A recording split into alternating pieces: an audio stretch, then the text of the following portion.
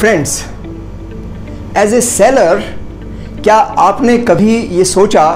कि जब आप अपने कस्टमर को, अपने प्रोस्पेक्ट को अपना कोई प्रेजेंटेशन दे रहे होते हैं और जब वो बाइंग डिसीजन बना रहा होता है तो उसके माइंड में क्या क्या चल रहा होता है? जी हाँ दोस्तों, एक चैंपियन सेल्स पर्सन और एक एवरेज सेल्स पर्सन में मेन डिफरेंस यही होता है कि जब वो अपना प्रेजेंटेशन किसी प्रोस्पेक्ट को देते हैं तो एक चैंपियन सेल्स पर्सन यह सोचता है कि इस समय पर कस्टमर के दिमाग में क्या क्या बातें चल रही हैं और उसी हिसाब से वो अपना प्रेजेंटेशन मोल्ड करते हैं और अपनी बातचीत को चेंज करते हैं, जिससे कि वो कस्टमर के दिमाग में अपनी बात पूरी तरीके से बैठा पाएं और उसको कन्विंस कर पाएं कि उसका प्रोडक्ट ही उसके लिए, उसकी प्रॉब्लम को सॉल्व करने के लिए बेस्ट है। लेकिन एक जो एवरेज सेल्स पर्सन है वो ऐसा नहीं सोच पाता और उसके पास में जो पहले से तैयार पिच होती है उसी हिसाब से वो अपना प्रेजेंटेशन देता है और इसकी वजह से एक जो चैंपियन सेल्स पर्सन है वो ऑर्डर विन करता है, लेकिन एक एवरेज सेल्स पर्सन कई बार लूज करता है और कभी कभी विन भी कर जाता है। ऐसा नहीं है कि सेल्स पीपल यह एनालाइज करना नहीं चाहते कि प्रोस्पेक्ट के दिमाग में क्या चल रहा है। जिस समय पर वो बाइंग डिसीजन करता है तो उसका माइंड किस तरह से काम करता है। सच्चाई यह है कि एक एवरेज सेल्स पर्सन को यह पता ही नहीं होता कि जिस समय पर एक बाइंग डिसीजन हो रहा होता है तो प्रोस्पेक्ट के माइंड में क्या क्या परिस्थितियां होती हैं और क्या क्या स्टेप्स होते हैं और जिसकी वजह से वो एक एप्रोप्रिएट डायलॉग नहीं कर पाते। तो आज इस वीडियो में मैं आपको बताऊंगा कि वो कौन सी तीन ऐसी परिस्थितियां हैं जिनके बारे में कस्टमर प्रोस्पेक्ट सोच रहा होता है और उसी हिसाब से एक बाइंग डिसीजन की तरफ बढ़ रहा होता है। दोस्तों, अगर आप एक बायर के थिंकिंग प्रोसेस को अच्छी प्रकार से जान पाए, उसको स्टडी कर पाए, तो आप अवश्य ही अपने डायलॉग को, अपनी सेल्स पिच को मोल्ड कर पाएंगे और उसको बेटर तरीके से समझा पाएंगे और अल्टीमेटली संभव है कि वह ऑर्डर आपकी झोली में आ जाए। तो यह जानने के लिए कि वे कौन सी तीन डिफरेंट परिस्थितियां हैं और किस तरीके से एक बायर सोचता है, इस वीडियो को अंत तक अवश्य देखें और साथ ही अगर आपने हमारे YouTube चैनल को अभी तक सब्सक्राइब नहीं किया है तो अवश्य ही तुरंत सब्सक्राइब करें। तो चलिए स्टार्ट करते हैं। दोस्तों, जब एक बायर बाइंग डिसीजंस बना रहा होता है, खरीदने का डिसीजन ले रहा होता है, तो उसके दिमाग में सबसे पहली थिंकिंग होती है जिसको बोलते हैं कॉग्निटिव थिंकिंग, यानी कि उसकी एक्सपीरियंशियल थिंकिंग, यानी कि उसकी अपने प्रॉब्लम के बारे में क्या अनुभूति है, क्या क्या एक्सपीरियंस है, उसके बारे में वह सोच रहा होता है। वह ये सोच रहा होता है कि उसकी क्या प्रॉब्लम है, वह ये सोच रहा होता है कि इस प्रॉब्लम से उसको क्या क्या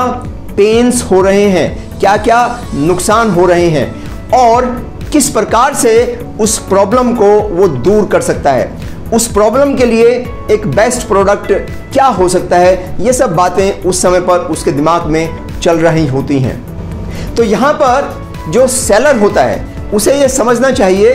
कि कस्टमर को अपनी प्रॉब्लम समझाने में सेलर का बहुत बड़ा हाथ है। सेलर की ये रिस्पॉन्सिबिलिटी बनती है कि वह कुछ ऐसे प्रश्न करे जिससे कि बायर को अपनी प्रॉब्लम, अपनी समस्या या अपना कोई ड्रीम बहुत अच्छी प्रकार से समझ आ जाए और इतनी अच्छी प्रकार से समझ में आ जाए कि वो ये मानने लगे कि इस प्रॉब्लम का या इस ड्रीम का जल्दी ही कुछ न कुछ हल निकालना आवश्यक है, अन्यथा उसको और अधिक नुकसान झेलना पड़ सकता है। जो दूसरा स्टेप होता है वो होता है डाइवर्जेंट थिंकिंग, यानी कि प्रॉब्लम को बहुत अच्छी प्रकार से समझ लेने के बाद, उसका अनुभव कर लेने के बाद एक बायर डाइवर्जेंट थिंकिंग करता है। डाइवर्जेंट थिंकिंग में वो जो डिफरेंट ऑप्शंस उस प्रॉब्लम को रिजॉल्व करने के लिए या उस ड्रीम को अचीव करने के लिए हो सकते हैं, उन सभी के बारे में वो विचार करता है। और यहाँ पर सेलर का एक बहुत बड़ा रोल है। सेलर को चाहिए कि बायर के सामने वो डिफरेंट प्रकार के, अलग अलग प्रकार के ऑप्शंस रखे, जिससे कि कस्टमर उसमें से एक सही ऑप्शन चुन सके और निर्णय की तरफ आगे बढ़ सके। और जो तीसरा स्टेप है वह है कन्वर्जेंट थिंकिंग, यानी कि जो प्रोस्पेक्ट है वो अब इस तरफ मुड़ना चाहता है कि बहुत सारे ऑप्शंस में से एक बेस्ट ऑप्शन क्या है। और सेलर का यहाँ पर भी एक बहुत बड़ा रोल होता है। सेलर को ये समझकर कि उसका ड्रीम क्या है, प्रोस्पेक्ट की प्रॉब्लम क्या है और उसके लिए बेस्ट ऑप्शन क्या हो सकता है, तो सेलर को बेस्ट ऑप्शन रिकमेंड करना चाहिए। जब सेलर की तरफ से बेस्ट ऑप्शन रिकमेंड किया जाता है तो वहां पर एज ए कंसल्टेंट की तरह से उसे एक रोल निभाना होता है। उसे यह बताना होता है कि सेलर को बायर की प्रॉब्लम, बायर का ड्रीम, बायर की रिक्वायरमेंट बहुत अच्छी तरीके से समझ आ गई है और समझने के बाद ही डिफरेंट ऑप्शंस में से वो यह एक बेस्ट ऑप्शन प्रस्तुत कर रहा है, प्रेजेंट कर रहा है और रिकमेंड कर रहा है। अब अगर प्रोस्पेक्ट को पूरी तरीके से यह विश्वास हो गया है कि सेलर उसकी प्रॉब्लम को समझता है और समझ करके ही एक बेस्ट ऑप्शन रिकमेंड कर रहा है, तो उस केस में हर संभव है कि बायर उस प्रोडक्ट के बारे में डिसीजन ले लेगा जो कि प्रोस्पेक्ट उसको एक्चुअली में रिकमेंड कर रहा है। और हर सूरत में संभावना इस बात की भी है कि एक सेलर के रूप में आप वहां पर विनिंग स्थिति में होंगे और वहां से ऑर्डर लेकर के ही लौटेंगे। दोस्तों, इस बात का ध्यान रखिए कि कोई भी कस्टमर, कोई भी प्रोस्पेक्ट एक पुश करने वाले सेल्स पर्सन को लाइक नहीं करता है। वह ऐसे सेल्स पर्सन को लाइक करता है जो कि उसकी प्रॉब्लम को समझे और अच्छी प्रकार से समझने के बाद डिफरेंट ऑप्शंस में से उसे एक बेस्ट ऑप्शन रिकमेंड करें और फैसला उसी के ऊपर छोड़ दें।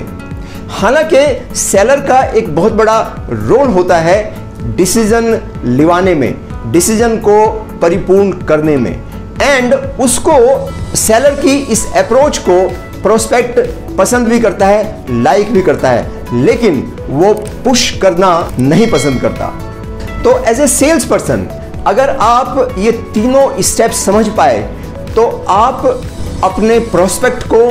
एक फैसला लेने में, एक बाइंग डिसीजन लेने में मदद कर पाएंगे और संभव है कि वो ऑर्डर भी आप विन कर पाएंगे। तो नेक्स्ट टाइम जब आप किसी बायर से बात कर रहे हो, अपना प्रेजेंटेशन दे रहे हो, तो इन 3 स्टेप्स का ध्यान रखें और अपने डायलॉग को, अपनी सेल्स पिच को अकॉर्डिंगली मोल्ड करें। तो आप पाएंगे कि डेफिनेटली वहां से आप एक चैंपियन सेल्स पर्सन के रूप में ऑर्डर लेकर के लौट रहे हैं। दोस्तों, मुझे उम्मीद है कि आपको ये 3 स्टेप फॉर्मूला पसंद आया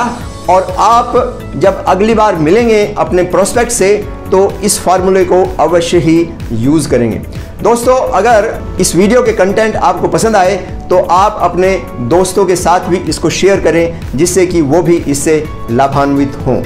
thank you very much and don't forget to subscribe our YouTube channel. All the best.